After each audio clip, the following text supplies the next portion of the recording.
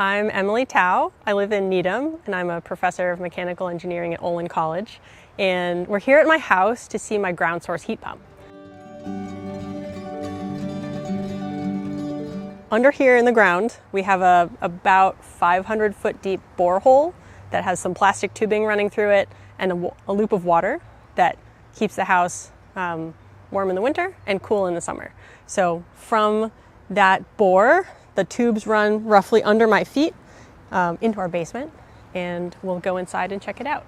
So here we are in my basement. We just came from out here, and this is where the water that gets heated or cooled in the ground comes into the house. You can see here's the loop supply where it comes in. Here's the loop return where it goes back out.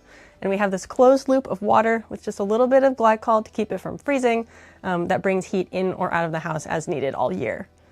So if we follow these pipes over, we get to a couple of different heat pumps, one for the lower floor, one for the upper floor. And so this basically acts a lot like a refrigerator. It has these little water pumps down here that bring the ground loop water into the heat pump itself. And then there's a heat exchanger that brings in heat, compressor that makes a noise a lot like a refrigerator, compresses refrigerant in the system. And then it uses that compressed refrigerant to release heat at a warmer temperature, which is then released into the air and distributed through this duct system. And then that same refrigerant is expanded again and just reused over and over in the system. This same system basically switches the direction that the flow goes through a valve to either heat in the winter or cool in the summer, using all the same equipment and taking in only electricity. Behind me, we have a manifold and an expansion tank. So the water and glycol mixture in this loop is contained in something that's fixed volume, but it gets a little bit warmer in the summer and a little bit colder in the winter. So you can imagine that it expands in the summer. We just need a place for that excess fluid to go so we can reuse it. There's just a little rubber bladder inside of this expansion tank, and any expansion in volume just goes into this tank, and then it'll contract again in the winter. The system operates a little differently in the winter than in the summer. So in the winter, when we need heat for the house, the system makes the water in the ground loop colder than the ground temperature. It was about 55 Fahrenheit. So it makes it colder so that the water in going into the ground and back up picks up heat from the ground, and then it can put that heat into the house. In the summer, it does the opposite. So it makes the water warmer than the ground so that when it goes down through the cold ground, then the water comes back colder and can end up rejecting heat to the ground. We had a standard natural gas fired furnace before, which for a natural gas furnace is efficient, but at best it just burns fuel and turns that into heat for the house.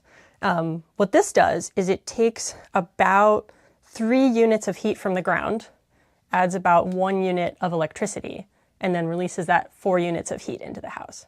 So we're only paying for a fourth of the heat we're getting in the form of electricity. So some people will say that it's 400% efficient, or technically we'll say it has a coefficient of performance of 4, which is great. So it's a highly efficient system, and it doesn't burn any fossil fuels. There's an app you can use to track your heat pump system's performance. And you can look up temperature in the ground loop, energy use, and see things like in the summer, there was a minuscule peak in energy consumption. And then in the winter, there's an enormous peak. You use a lot of power in the winter. The company Dandelion came, a driller brought a drill rig in through the backyard and parked it about here, and then brought another truck with a generator for the drill. And then they set up here. It took about 2 days to make this 500-foot deep borehole. And then they pulled it back up, refilled the dirt, and the grass is slowly regrowing. We get all of the heating and cooling from the ground under my feet in roughly a 20-foot radius, and can't even tell that it's here.